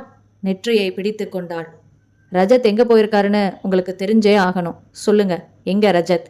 நீங்க சொல்லாம மறைச்சா உங்களை ஸ்டேஷன் லாக்கப்புக்கு கொண்டு போய் வச்சு லேடி ஆஃபீஸரை விட்டு வேற விதமா விசாரிக்க வேண்டியிருக்கும் மேடம். மிரண்டு போனாள் மதுமிதா. சார், எனக்கு ஒரே குழப்பமா இருக்கு. கொஞ்சம் முன்னாடி நான் ரஜத்தை பார்க்க வந்தேன். அவர் சூட்கேஸ்ல ட்ரெஸ் எல்லாம் எடுத்து வச்சு பயண ஏற்பாட்டில் இருந்தாரு. நான் வற்புறுத்தி கேட்டதுக்கு அப்புறம் சட்டத்தோட பார்வையில நான் ஒரு குற்றவாளி, போலீஸ் என்னை தேடி வரப்போகுது, அதனால நான் இந்த ஊரை விட்டு போறேன்னு சொன்னாரு. விவரமா எதுவும் சொல்லாம இப்பதான் புறப்பட்டு போனாரு. எங்க போறதா சொன்னாரு? எங்க போறதுன்னு எனக்கே தெரியாதுன்னு சொன்னாரு சார். ஜெயசீலன் வேகமாக ஜீப்புக்கு வந்தார். வயர்லெஸ் மைக்கை ஆன் செய்தார். உத்தரவுகள் பிறப்பிக்க துவங்கினார். ஜெயசீலன் ஒரு சிகரெட்டை எடுத்து பற்ற வைத்துக் கொண்டார். அத்தியாயம் 13. லாக்கப்பின் கதவை திறக்கச் சொன்னார். உள்ளே வந்தார். சுவரில் சாய்ந்து அமர்ந்திருந்த ரஜத் மெதுவாக எழுந்து நின்று கொண்டான். என்ன ரஜத், நான் சொன்னதையெல்லாம் யோசிச்சு பாத்தியா? மரண தண்டனை அனுபவிச்சே தீரணுங்கிறது முடிவா, இல்ல உண்மையை ஒத்துக்கிட்டு கருணை காட்ட சொல்லி ஆயுள் தண்டனையா மாத்திக்கிறது உத்தேசமா? ரஜத் எதுவும் பேசவில்லை. ஒரு கொலை செஞ்சுட்டு தப்பிச்சு போறது அவ்வளவு சுலபமான காரியம் இல்லையா தமிழ்நாட்டுல? இத பாரு, நீ இந்த கொலையை எதுக்காக செஞ்ச, எப்படி இதெல்லாம் செஞ்ச, நாங்க முழுக்க முழுக்க யோசிச்சு வச்சாச்சு. எந்த இடத்துலயும் எங்களுக்கு கேள்விகளே இல்லை. எங்களுக்கு இப்ப வேண்டியதெல்லாம் உன்னோட ஒப்புதல் வாக்குமூலம் ஒண்ணுதான். ஜெயசீலன் முகத்தையே உற்று பார்த்தான். உதடுகளை ஈரப்படுத்தி கொண்டான் ரஜத். சொல்லு, மெதுவா நிதானமா சொல்லு. சார், நான் நல்லா யோசனை செஞ்சு ஒரு முடிவுக்கு வந்துட்டேன். வெரி குட், சொல்லு. என் வாழ்க்கையில ஒரு காதல் இல்லைன்னா இப்போ நீங்க கேட்காமலேயே ஒப்புதல் வாக்குமூலம் கொடுத்திருப்பேன். என்னை முழுசா நம்பின மதுமிதாவை நான் ஏமாத்த விரும்பல. எனக்கு தண்டனை கிடைச்சா என் வாழ்க்கை மட்டும் பாதிக்கப்படாது, அவ வாழ்க்கையும் சேர்த்து தான் பாதிக்கப்படும். அதனால உண்மையை சொல்லிடுறேன், இந்த கொலையை நான் செய்யல. அதிர்ந்தார் ஜெயசீலன். அதிர்ச்சியை மறைத்து கொண்டு, என்ன சொல்ற என்றார் நம்பாமல். ஆமா சார், ஷியாமோட பிணத்தை மறைச்ச காரியம் ஒண்ணுதான் நான் செஞ்சேன். கொலைய நான் செய்யல. விவரமா சொல்லு. சம்பவம் நடந்த அன்னைக்கு ராத்திரி 7:45 மணி இருக்கும் சார். எனக்கு ஃபோன் வந்திருக்கிறதா மேன்ஷன் மேனேஜர் ரூம்ல இருந்து ஆள் வந்து சொன்னான். போய் பேசினேன். பேசுனது மாலினி. அவளுக்கு ரொம்ப அவசரமா என்னோட உதவி தேவைப்படுறதாகவும் நான் உடனே புறப்பட்டு பெசன்ட் நகர் பீச்சில் காத்திருக்கிறதா அவளை சந்திக்கணும்னு சொன்னான். நானும் சரின்னு உடனே புறப்பட்டு போனேன். அப்புறம் பெசன்ட் நகர் பீச்சில் ரொம்ப பதட்டமா எனக்காக காத்துக்கிட்டு இருந்தா மாலினி. நான் என்னன்னு விசாரிச்சேன். ஷியாம் அவகிட்ட ஏதோ மனம் விட்டு பேசணும்னு கடற்கரைக்கு அவளை கார்ல கூட்டிட்டு வந்தானாம். 2 பேரும் காரோட பின் சீட்ல உட்காந்து பேசினாங்களாம். அப்போ மாலினி அவனுக்கு துரோகம் செஞ்சுட்டு பல பேரோட சுத்துறதா கடுமையா குற்றம் சாட்டினானாம். இவ பொறுமையா மறுத்தாளாம். வாக்குவாதம் முத்தி போய் அவன் இவளை அரைஞ்சதோட இல்லாம கழுத்தை பிடிச்சு நெரிக்க ஆரம்பிக்க இவ தன்னோட கை பையில தற்காப்புக்காக வச்சிருந்த கத்தியை எடுத்து ஒரு ஆவேசத்துல ஷியாம மாறி மாறி குத்திட்டாளாம். சில நிமிஷங்கள்ல அவன் செத்துட்டான். நடந்தது என்னன்னு இவளுக்கு உணர்றதுக்கே கொஞ்ச நேரம் ஆயிருச்சு. அந்த சூழ்நிலையில என்ன செய்யறதுன்னு தெரியாம எனக்கு ஃபோன் பண்ணியிருக்கா. நீங்க என்ன சொன்னீங்க ரஜத்? எனக்கு ஒரு கொலை செஞ்சுட்டாலேன்னு மாலினி மேல கோபமே வரல சார். ஏன்னா ஷியாம் ஒரு மிருகம், கொலை செய்யப்பட வேண்டியவன் தான். கோடிக்கணக்கான சொத்துக்கு ஆசைப்பட்டு தான் அவன் திட்டம் போட்டு அவளை காதலிச்சிருக்கான். வீட்டை எதிர்த்துக்கிட்டு கல்யாணம் செஞ்சுக்கிட்டாலும் பின்னாடி ஒன்று சேர்ந்து மாலினியோட அப்பாவோட சொத்து முழுக்க மாலினி மூலமா அவனுக்கு வந்துரும்னு அவன் கணக்கு போட்டிருக்கான். ஆனா அவங்க அப்பா கடைசி வரைக்கும் தன்னோட கோபத்துல இருந்து மாறவே இல்லை. தன்னோட சொத்துக்களை எல்லாம் 7 அனாதை இல்லங்களுக்கு பிரிச்சு உயில் எழுதி வச்சுட்டு செத்து போயிட்டாரு. சீட்டாட்டத்திலையும் தண்ணியிலையும் சிக்கி இருந்த ஷியாமுக்கு இது ஒரு பெரிய இடியா விழுந்துருச்சு. இந்த மிகப்பெரிய ஏமாற்றம் மாலினி மேல வெறுப்பா மாறிடுச்சு. அவளை சித்திரவதை செய்ய ஆரம்பிச்சான். அடி உதைன்னு நரக வாழ்க்கை வாழ்ந்திருக்கா சார். மாலினி உடம்பு பூரா அவன் சிகரெட்டால சுட்டு கொடுமைப்படுத்தியிருக்கான். அவளை எல்லார்கிட்டையும் சம்பந்தப்படுத்தி சந்தேகப்பட்டு வார்த்தையால கொன்றிருக்கான் சார். இப்படிப்பட்ட ஒரு மனுஷ மிருகத்தை மாலினி கொலை செஞ்சது தப்பே இல்லைன்னு எனக்கு பட்டுச்சு. அதனால அவ பட்ட கஷ்டம் போதும், சட்டத்தால வேற கஷ்டப்பட வேண்டான்னு நினைச்சேன். நீங்க 2 பேரும் சேர்ந்து கார்ல புறப்பட்டு பீச்சுக்கு வந்தது யாருக்காவது தெரியுமான்னு மாலினியை கேட்டேன். தெரியாதுன்னு சொன்னான். அவளை வீட்டுக்கு போக சொன்னேன். மறுநாள் ஏரியா போலீஸ் ஸ்டேஷன்ல புருஷனை காணோன்னு ஒரு புகார் கொடுக்க சொன்னேன். ஷியாமோட பணத்தை மறைக்க வேண்டியது ஏன் பொறுப்புன்னு ஒத்துக்கிட்டேன். அப்புறம் அவளை அனுப்பி வச்சுட்டு நான் கார் எடுத்துக்கிட்டு சிட்டி முழுக்க சிந்தனையோட சுத்தினேன். மழை வேற வந்துருச்சு. அப்புறம்தான் குப்பையோட குப்பையா மறைச்சிட்டா சீக்கிரம் உடம்பு அழுகி அடையாளம் தெரியாம போயிடும்னு யோசனை வந்து அதை செயல்படுத்தினேன். காரை கழுவி சென்ட்ரல்ல நிறுத்திட்டு ரூமுக்கு போயிட்டேன். எந்த தப்பும் இல்லாம செஞ்சுட்டதா தான் நான் நினைச்சிட்டு இருந்தேன். ஆனா நீங்க சாமர்த்தியமா பணத்தை கைப்பற்றிட்டீங்க. பக்கத்துல ஆஃபீஸ் முடிஞ்சு புறப்பட்டேனா அதை பார்த்துட்டேன். பகீர்னு ஆயிருச்சு. இப்ப என்ன செய்யறதுன்னு மண்டைய பிச்சுக்கிட்டேன். உதவி செய்ய போய் நானே குற்றவாளி மாதிரி மாட்டிக்குவனோன்னு பயம் வந்துருச்சு. ஊரை விட்டு போயிடலான்னு தீர்மானிச்சேன். அதை செயல்படுத்துறதுக்குள்ள கோயம்பேடு பஸ் ஸ்டாண்ட்ல வச்சு என்னை நீங்க மடக்கிட்டீங்க. இதுதான் உண்மை. மாலினி தற்காப்புக்காக தான் கொலை செஞ்சா. அவளுக்கு உதவுறதுக்காக தான் நான் பிணத்தை மறைச்சேன். அதுக்கு உண்டான தண்டனையை மட்டும் அனுபவிக்க நான் தயாரா இருக்கேன் சார். நீ சொல்றதெல்லாம் உண்மைதான்னு மாலினியை விசாரிச்சதுக்கு அப்புறம் தான் நான் முடிவுக்கு வர முடியும். ஷியாம் ஒரு மிருகம் மாதிரி நடந்துகிட்டது உனக்கு எப்படி தெரியும் ரஜத்? எல்லாம் மனசு விட்டு மாலினியே சொன்னதுதான். நாங்க ஒரு தடவை பனங்கல் பார்க்ல சந்திச்சோம். அப்ப பேசணும். அப்படியா? எவ்வளோ சதவீதம் நீ உண்மை பேசி இருக்கன்னு சீக்கிரம் நான் சொல்லிடுவேன் என்றார் ஜெயசீலன். தன் தொப்பியை சரி செய்து கொண்டு மீசையை ஒரு தரம் தடவிக்கொண்டார். அத்தியாயம் 14. ஆத்திரமாக நின்ற மாலினியை பார்த்தார். நான்சென்ஸ் என்றாள் மாலினி. நான் என் ஷாம கொலை செஞ்சேனா? பிணத்தை மறைக்க உதவ சொல்லி ரஜத்துக்கு ஃபோன் பண்ணனா? ஷாம் ஏன் மேல சந்தேகம் வச்சிருந்தாரா? இதெல்லாம் பேத்தல் சார். அற்புதமான கற்பனை. ரஜத் சொல்றது பொருத்தமா இருக்கேங்க மாலினி. தன்னோட மாமனார் சொத்து தனக்கு கிடைக்கலங்கிற வருத்தத்துல ஷியாம் உங்களை கொடுமைப்படுத்தி இருக்காரு. அந்த ஆத்திரம் உங்க மனசுல இருக்குமே. தன் மாமனார் சொத்து தனக்கு கிடைக்கலன்னு ஷியாமுக்கு ஏமாற்றமா? இது என்ன புது கதையா இருக்கு? உங்க அப்பா சாகிறப்ப தன்னோட சொத்துக்களை அனாதை இல்லங்களுக்கு எழுதி வச்சுட்டு தானே செத்தாரு. யாரு சொன்னது அப்படி? பாம்பேல இருக்கிற எங்க அப்பாவோட சொத்துக்கள் முழுக்க எனக்கு தான் வந்துச்சு. அந்த சொத்தை எல்லாம் வாடகைக்கு விட்டுருக்கோம். மாசம் 1 லட்சத்துக்கு மேல வாடகை வருது. அதுலதான் குடும்பம் ஓடுது. கொஞ்சம் இருங்க. மாலினி தன் அறைக்கு சென்று பத்திரங்களுடன் திரும்பினாள். பாருங்க, சொத்தெல்லாம் யார் பேர்ல இருக்குன்னு பாருங்க. வாடகைக்கு இருக்கிறவங்களோட போட்டிருக்கிற அக்ரிமெண்ட்டை பாருங்க. எங்க அப்பா கோபப்பட்டது உண்மை. ஆனா அப்புறம் சமாதானம் ஆயிட்டாரே. குழப்பமாக அவளை பார்த்தார்.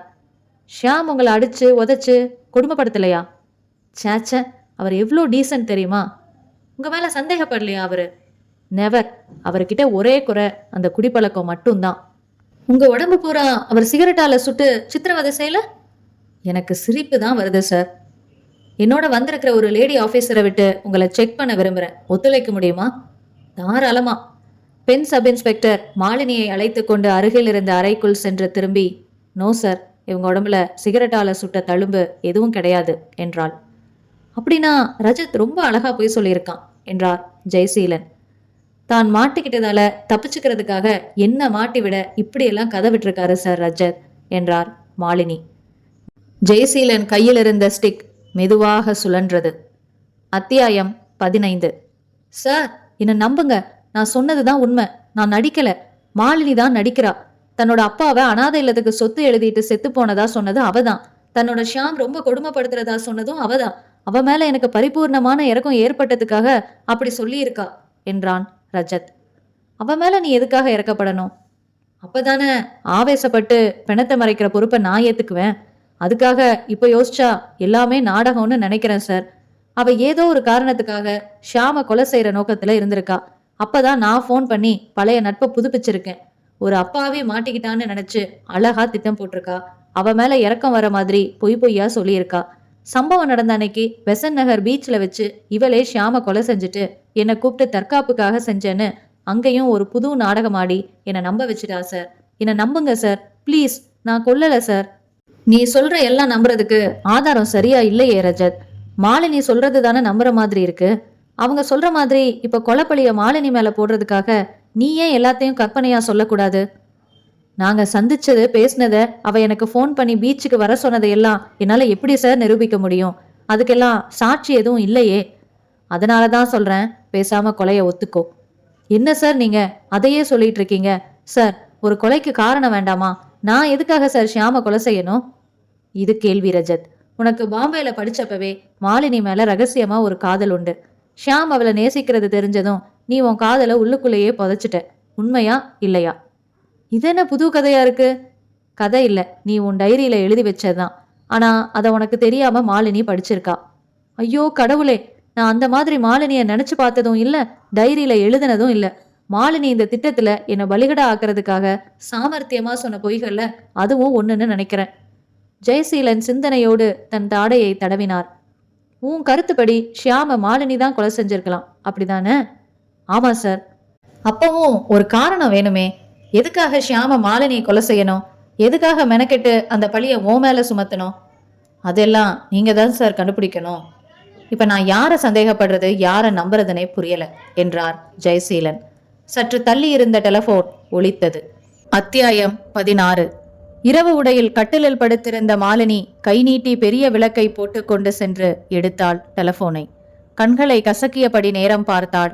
மணி இரவு 12:35. Hello, Malini here. மாலினி, நான் சப் இன்ஸ்பெக்டர் ஜெயசீலன் பேசுறேன். என்ன சார் இந்த நேரத்துல? மேடம், லாக்அப்ல வச்சிருந்த ரஜத் கொஞ்ச நேரத்துக்கு முன்னாடி தப்பிச்சிட்டான். அவன் உங்க மேல ஒரு ஆத்திரத்துல இருக்கான். அவன் அங்க வரலாம். நீங்க எதுக்கும் கொஞ்சம் ஜாக்கிரதையா இருங்க.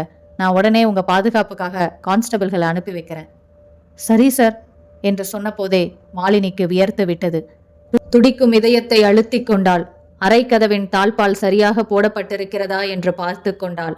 சுவர் கடிகாரத்தின் டிக் டிக் ஒலி பெரியதாக கேட்டது.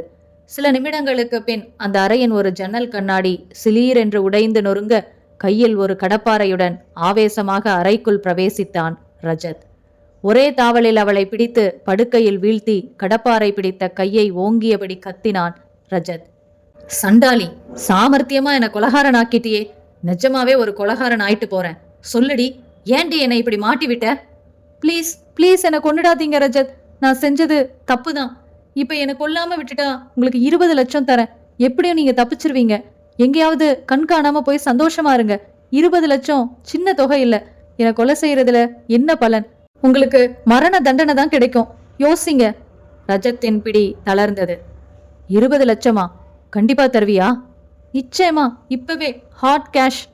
ரஜத்தின் பிடி விலகியது. சரி குடு, நான் போயிடுறேன். ஆனா ஷியாம ஏன் கொலை செஞ்ச அத சொல்லு. என் காதல் இப்போ வேற ஒருத்த மேல. ஷியாம கலட்டி விட்டுட்டு புது கல்யாணம் செஞ்சுக்க திட்டம் போட்டேன். அதுக்கு ஷியாம ஒளிச்சாக வேண்டி இருந்துச்சு. அந்த சமயம் நீங்க வந்து சேர்ந்தீங்க. அழகா நாடகமாடி கொலையில உங்களை சம்மந்தப்படுத்திட்டேன். அழகா நாடகமாடினது நீ மட்டுமில்ல, போலீஸும் தான். அதோ பாரு என்றான் ரஜத். ஜெயசீலனும் மற்றவர்களும் கையில் டேப் ரெக்கார்டருடன் உள்ளே வந்தார்கள்.